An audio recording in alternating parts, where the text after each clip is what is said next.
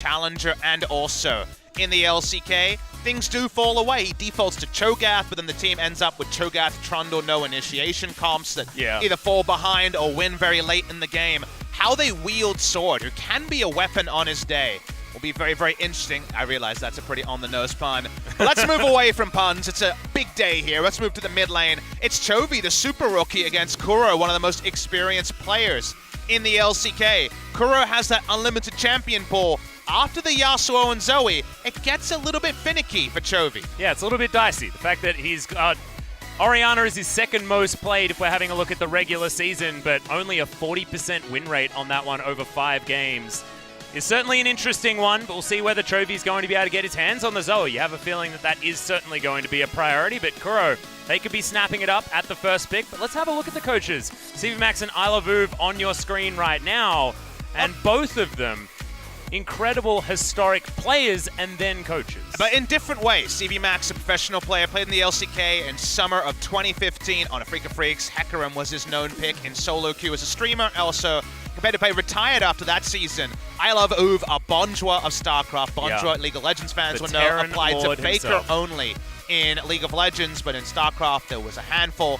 His Terran God status, but also he was head coach of StarCraft team from SKT for many years, 5-time winners of Pro League. He is a legend of coaching, transitioned into League of Legends with Afreeca after that StarCraft time. So iLoveOOV, one of the legends of Korean esports. CVMAX looks at him just like the players look at their opposite numbers. Kuro, Spirit, famous players in all of Korean esports, and they aspire to be the veterans they see on the other side. Yeah, and it's the psychology, I think, that iLoveOOV brings to his team that's been so impressive. But let's have a look what the fans think. Griffin, 68% of people think that our Royal Roaders are going to be able to head towards the matchup against KT Rolster. A massive surprise, personally, because Afreeca Freecs certainly seeming like the favorites moving into this, given what their playoffs has been thus far. But Griffin, they've made a lot of fans this season. Who doesn't love an underdog? Griffin is the ultimate underdog. They are looking to go from Challenger to LCK Final in 1 year, in 1 row. That's what they're trying to do, and that is the sort of story everyone can get behind. But I think that Afreeca Freecs deserve to be the favorites based on gameplay. Absolutely. We've seen a lot more of them. We've seen nothing of Griffin. First time for Griffin on patch 8.15. Winner goes to the LCK Final. If Afreeca Freecs win, they go to Worlds. Yeah. All right, here we are. Champion select for game number 1. First off, the Morgana is going to be banned here by the Afreeca Freecs, and we'll see what Griffin have planned for us, because this first draft, I believe, is going to shape how this matchup is going to work. Rakan going to be the first red side ban here out of Griffin. Who are the must bans on this patch has evolved a bit. It felt like we knew on 8.14, 2 out of the 3 bans on red side. We're seeing very different priorities here. As we've seen, Aatrox left open. Afreeca Freecs played Aatrox, you'll remember. Yeah. A few match days ago, the Talia's left open increasingly, especially for Afreeca, because they say, man, this Olaf's pretty good into that Talia. And they've been able to answer it, so Talia is not going to be as high priority a ban anymore. And you notice already double support bans, so the Aatrox even emerging through the picks and bans is becoming increasingly likely as well. Well, I think that this is really worrying for that of Griffin, because Lehenz's champion pool is something else that we've brought into question. On the side of Tucson, I guess it is a similar question mark there, but you have a feeling that Afreeca are probably going to have a little bit more of the reliability. Kai'Sa going to be the final ban here, so a first pick Talia or Aatrox certainly available if Afreeca want it. And notice, Zoe up as well. Of the usual bans, we have 2. Right now, we already have 3 bans that differ. Kai'Sa, Alistar, and Rakan haven't been banned too frequently in recent memory in Korea. And this is the problem of Griffin starting to opt into Tucson bans, is that Afreeca say, hey, how are you going to deal with there being even smaller champion pools, Atlas? That's what's happened here, is the moment you start banning Afreeca supports, Afreeca says Lehenz has a very top-heavy champion pool as well. Ashe the final ban, even though Kramer and Viper have not played any Ashe. And the end result is they're happy to leave Aatrox open as a first pick. Well, Griffin could now take away that Varus that has been so highly coveted by Kramer, certainly an option, but Talia Zoe is standing out like crazy right now. Talia Zoe, Varus, like you mentioned, a flex pick on red side many times for the Afreeca Freecs. Remember, guys, we're on patch 8.15 with Akali disabled. Every other region, Akali is available. Akali is disabled here. That will not change until after the LCK Grand Final. Well, Ryze is going to be banned here. Picked up by Sword. See whether that's going to go into the hands of Chovy. His Ryze actually has looked relatively impressive over the 2 victories that he's had on the champion. Tarzan, what is he going to take away? Are they going to take any of these big picks we were talking about? This would be the first Varus game for Griffin. They haven't played a single game of Varus. It's not been a pick that Viper's looked to since he's transitioned back to ADCs. Kai'Sa and Ezreal. Really, all he's been playing. No Ashe, no Varus. A little bit of Lucian. Varus a flex pick here. It could be Ryze top against Aatrox top as well. A lot of flex picks going on. I want to talk about the picks that are unique to one of the teams. We see a Tahm Kench ban. Neither Griffin nor Afreeca shows any real priority for the Tahm Kench. We see a Swain pick. Very important to note that Afreeca Freecs are 13-1 on Swain. And when Griffin came crashing down after the first round robin, the first champion they didn't seem to actually have mastery over was the Swain. They are 2-4 on Swain. And one of those victories was Rather, who's very unlikely to see play in this series. Yeah. And now Griffin going to just finish up their bottom lane as Braum is going to be picked up, wanting to try and challenge that of the Shen support down there. But Griffin looking pretty normal on paper here as far as the draft, but Afreeca have just got power picks everywhere. And you think you know where they're going, because Swain Shen could definitely be the bot lane here, given how good Kramer has looked. His team fighting and skirmishing, hitting every one of those never moves, was the big treat of that series against Gen G. Kuro played mid lane Aatrox. Keen was banning it at Rift Rivals. That's such an old data point. He definitely could be playing it these days. So the flex pick Aatrox is on. I imagine they want to keep the Ryze flex going before they find out exactly where their opponents are visiting. While it's an 11-0 Trundle for Tarzan, he's been happy to have it banned recently. They haven't shown the same priority on the jungle pool. No jungler taken in the first round by either team means that a lot of the Predator junglers are going to be taken out. The Gragaswan, the most obvious.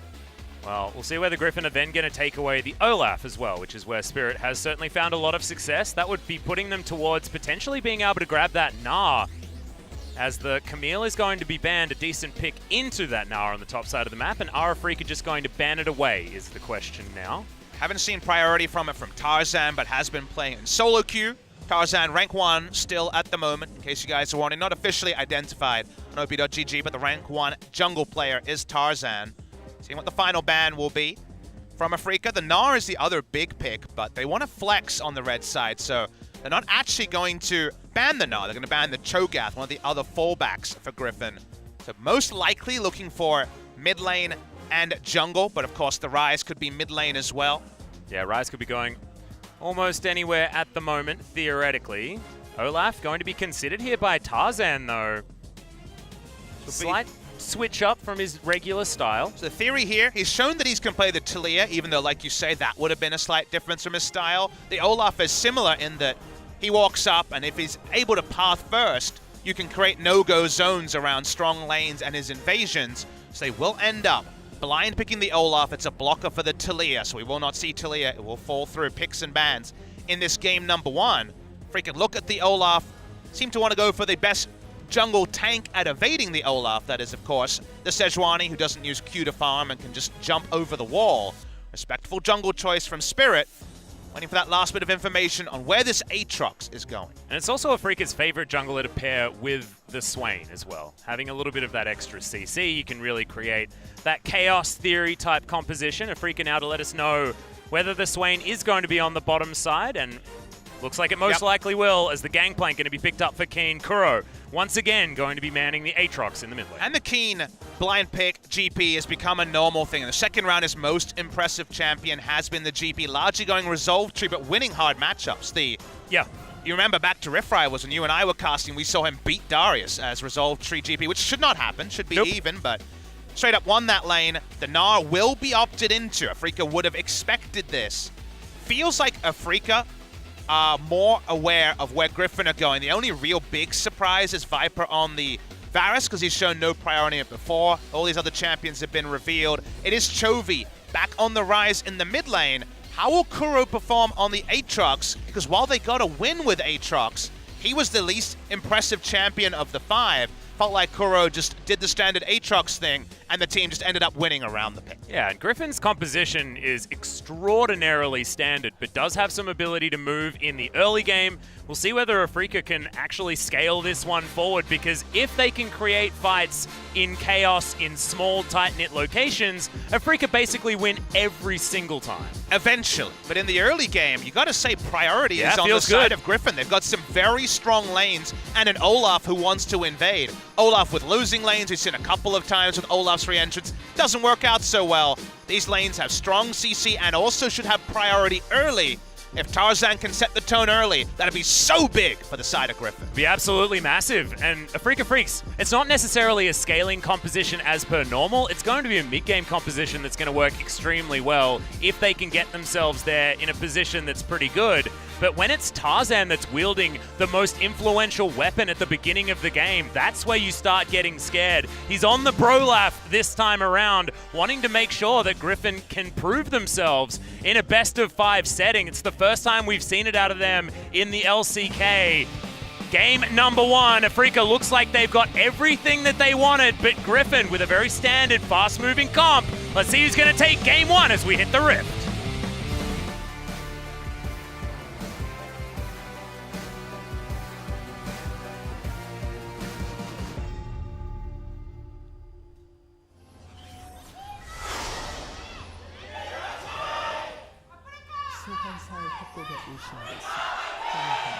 Well, the Soli Stadium's certainly full of Afreeca fans here today, even though Griffin managed to get the majority of the fans online.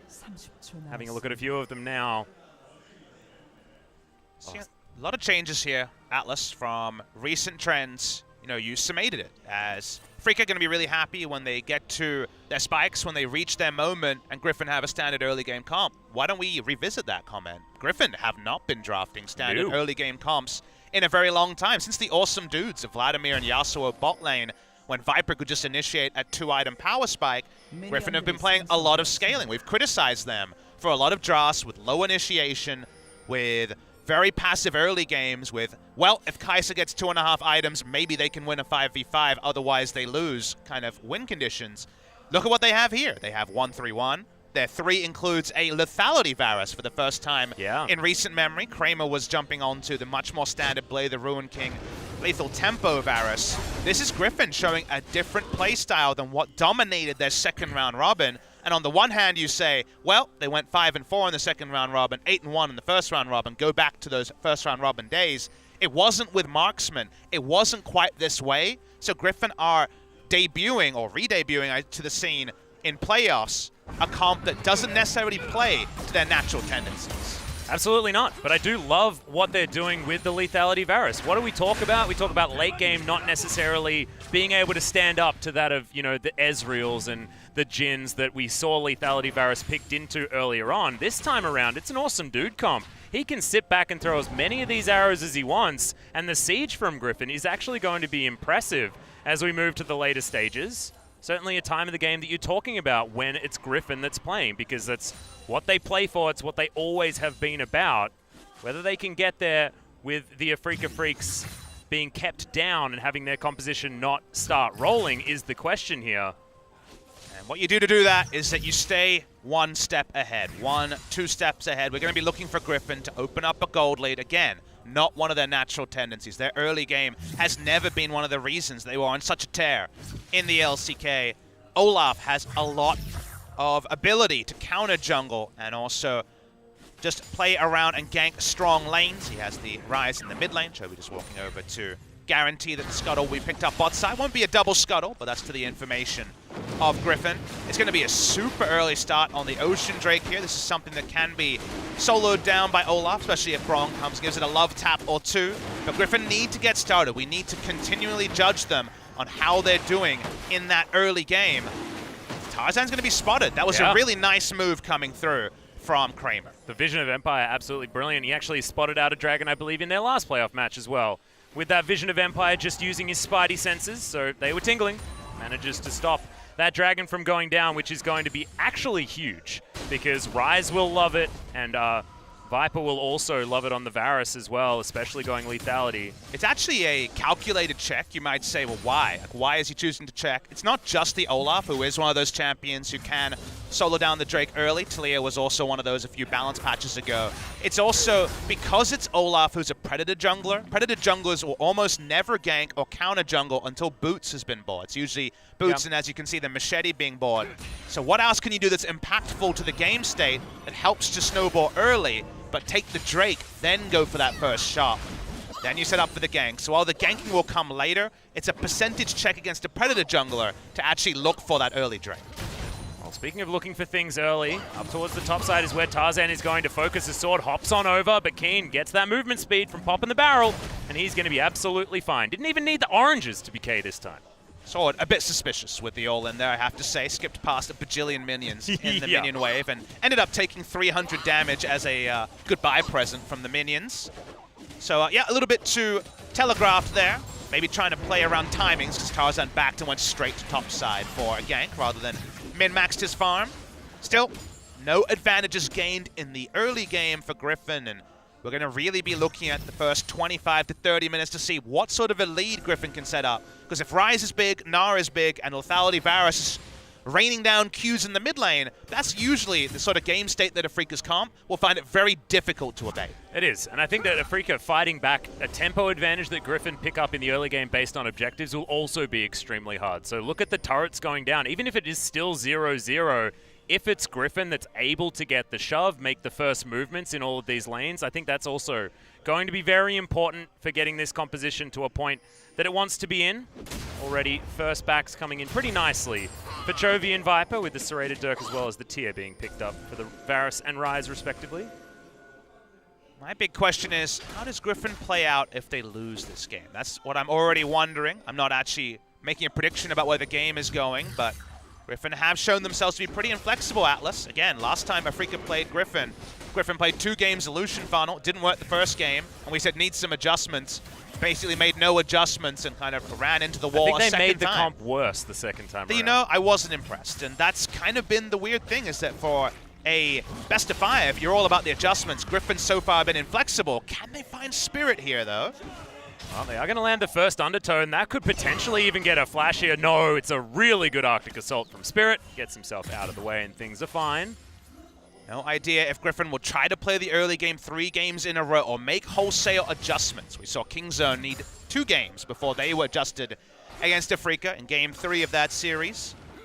We'll focus here. Griffin, so far, no big mistakes made, but no big gains either. Just a slight gold lead to Afreeca. You can feel Afreeca charging up here as well. Remember, mid-game is going to be where they're going to have their advantages. Tucson waiting for that level 6. Only level 4 on the Shen at the moment, but should be able to hop into this lane in a few waves. That Stand United will be available. Tucson will be freed up to head anywhere he wants to. Griffin's power in the pit. Griffin's power in outnumbered scenarios opening up with something like the Chains of Corruption or the CC coming through from Lehens. But to get there, they need to actually open up that totally. Get the turrets down, get the control wards down, win the lanes. So far, lanes very, very even. Predictably, Keen doing very well as Resolve Tree GP. He's up 8 CS, but nothing to write home about. The Aatrox was readjusted to later power levels, so not quite as prominent in the first few levels. And pretty even bot side, which definitely suits Kramer and Tucson just fine. Yeah. Interesting thing about Chovy here is he's decided not to go with his potion abuse build. Decided to pick up Domination in the second round with the phase drive. Not bad at all. Not needing to go into it. Again, Afreeca Freecs were the first team in Korea to show that the 1-3-1 is the only way forward. Ryze and our comps could be beaten. And amusingly, they're facing what I quoted as the best possible comp, according to teams just before playoffs rolled around. The Ryze and our 1-3-1 comp is exactly what Griffin is running. Afreeca haven't gone quite the same way. The way they beat Kingzone, who ran this comp in Games 1 and Game 2 of their best of 5, was that 4-1 teamfight comp around Baron. They still have a 4-1 comp here, but a little bit different when you have a melee mid laner and you don't have a Cho'Gath for Baron secure. Their Baron damage is actually pretty poor. So when you go Awesome Dude, you can't really have a Baron comp as cleanly because your Baron damage is falling away. Still, they have a lot of options around there, and they're going to have a lot of confidence in the one. because Keen on the GP has been so masterful in that second round, Rob. Yeah, I feel like it's different when it's being piloted by Keen as well. Certainly something that you have to be scared of.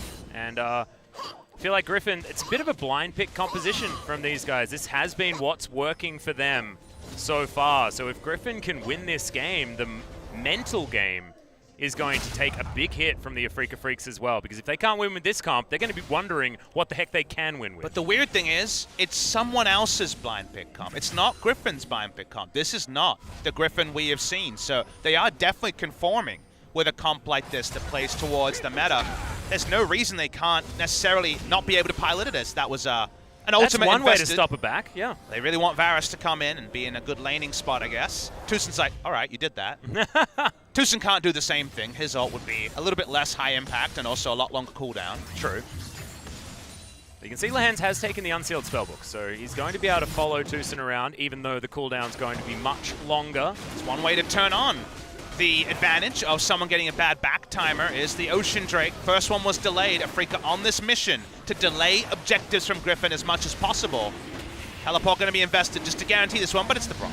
Yep, Lehans just going to make his way back to lane, and that is going to guarantee the Ocean Drake. So very nicely done. Spirit had no intention of heading over there as Chovy masterfully gets out of the way of those Infernal Chains. Didn't want to get locked down as Kuro just going to answer his return to the mid lane. Chovy's been quite bold with his first item choice. The CDR boots, in this particular game, going Lucidity against Sejuani, Shen, Swain, can be very painful. But once that early power on bot lane. Yeah, there's the Taunt Flash as Spirit. He's looking for the ultimate. Should be able to find it here, but decides not to. Doesn't unleash it onto Lehans. Try and zone them out here, but the Afreeca Freecs not pressing all of their buttons, just the flash coming in from Tusen. It's a bit low percentages of play in general. Lehans was able to move over to the cleanse, I believe, and get out of that one. He still has flash up from the previous fight, so in the end, wasn't really an ability to chase in. Ended up being a little bit too straightforward there. Slightly perplexing, but it's going to mean that Griffin are fine. Just a little bit of pressure being added to that bottom side.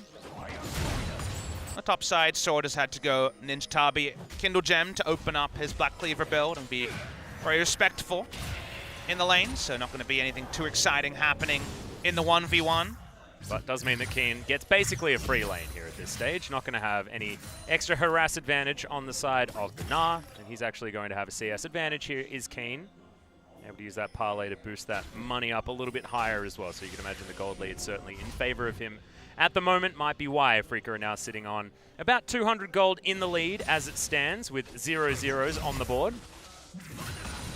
Griffin need to be making the moves, and it feels like Afreeca Freecs much more about posturing, much more about just ensuring that nothing significant happens. A significant event would be turret going down, a Rift Herald going down, more than 2 or 3 Drakes in the first 20 minutes. That's what the focus is on there. Afreeca are very comfortable where the game is going. It's not necessarily ELO heaven at the end of the game. They don't have a marksman, which is usually the best indicator of a team looking to go late, but they have so much power in the 5v5, and no champion on the side of Griffin is best in 5v5. They're mostly best either laning phase, 1-3-1, pick, but not the true 5v5 engages that you still want to tip the hand the side of Afreeca. So far, nice pathing for Spirit. He's back bot side, but no summoners down on Lehans or Viper. Yeah, Spirit's still trying to find his first gank of the game. He was so active in his last 2 series, but this time around it's been very slow, very steady from both teams, and stylistically you have to feel that that favors Griffin and the way that they play League of Legends just in general. With this composition, you don't know whether that's exactly the case. And for just that particular matchup, the jungle matchup, when we're talking about champions, Sejuani always does something in a 5v5. What does Olaf do in the late game when he doesn't have the same ability to run people down and with base damages? Things do certainly get a bit more situational, so that's why he opted into the Sejuani side. You could look for a more offensive matchup into the Olaf. See Kha'Zix attempted from time to time, but you go that way and fall behind, then you scale even less. But the Sejuani can always disengage and always try to make plays, and Spirit's going to be very, very happy that nothing has happened in terms of the scoreboard for Griffin, and that he's farming him. Well, he's certainly doing that. Kramer finishes off his Rod of Ages here at a decent timing. 13.5 minutes approximately, but he's well and truly far behind when it comes to the farm. Viper utilizing his Varus advantage on the bottom side to keep the pressure up. But Swain not expected to win in farm. against a regular AD carry, especially not one of the likes of Varus, who's incredibly strong at the moment. Most interested to see when Griffin starts putting their hand into the cookie jar. They are the team that needs to do that, given the whole scaling equation we've talked about a couple of times. So far, the only thing they've picked up resembling a cookie is the Ocean Drake, Rift Herald, the big one. It's already at threat of despawning before this game even gets out of the laning phase, very extended laning phase. In game number 1, 14 minutes, and there's been no attempt at turret damage from either side. Apart from a fair bit naturally going down on the bottom side. I imagine that's the only area. And that just means Afreeca have just had Spirit rotate through this lane, and whether that means successful ganks or extended laning phases, either way, Afreeca say, why not? Right now they're having to tank up the minion wave just to make sure it doesn't crash into the turret here, as Kramer takes all of the damage from that piercing arrow. Viper probably wished he had invested W on that one. It was very nicely done. A bit of damage now going down onto Kuro, as that's a full rotation of spells from Chovy, but Tarzan's going to get found by Spirit. Stun does come in. He wants to get the Ragnarok out. Tarzan going to be very patient, decides not to invest anything. It's a level down also. Probably only about one camp, but still a level down on a Sejuani. Never feels great as the Olaf, but once we send the tempo, here we go. Oh, yeah, he's going to throw that one over. Taunt's going to land as well. The layering of CC. The Cannon Barrage is there, but lands! Gets the flash. Cannon Barrage finally comes down and finishes him off. Misspoke when we saw that one coming in. It was just the ultimate from Spirit, but First Blood going to go to Afreeca. Really nicely done by Spirit. He comes out of a control ward, knows there's no reason the Lahens will twitch an Unbreakable in the area. Doesn't have Cleanse at the time, had Summon a Spell Heal. Throw in the GPO, well calculated.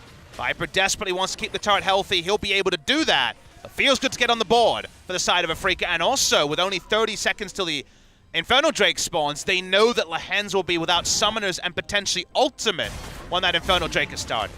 It's absolutely brilliant timing, also in exactly the lane that they needed it to be in, because that first turret on the bottom side of the map was where Griffin were looking. First turret blood, a fantastic indicator of who's going to win the game for both of these teams that really do like to move games forward based on tempo advantage. And it's a real competitive only jungling move this game for Spirit, which is keep going bot lane. It doesn't matter if the gank doesn't happen, you'll keep the turret up and you'll just keep this game where it needs to be. Spirit himself looking for the steal, both level 10. Yep, Tarzan going to finish it off. He'll be able to zone it away, so the Infernal's a nice timing-based pick up by Griffin.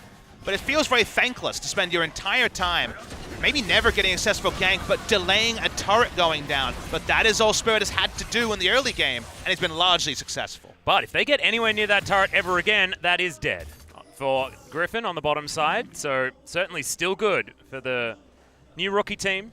But the clock strikes 18, the clock strikes 20, and it's the first turret of the game and not the third, which would have happened in a different game where there was lane priority for Griffin. Lets you know that still Afreeca Freecs losing the minimum bot lane has been big. As we go. They're going to try and answer back. Tarzan comes down as well. The Undertows are going to come in. Tucson has to flash as Kramer's going to get stunned up. Viper's going to be able to pick up that kill. A double instantly for Tarzan, who's now finally on the board. They upgrade what Afreeca managed to do earlier. And those are the sort of moments you have to make when you draft like this. The teleport, beautiful. Coming in from Sword, his undefeated Gnar is as much about TP timings as it is about strong laning phases. He may abandon top side, but probably not to the turret being destroyed unless multiple members from Afreeca rotate.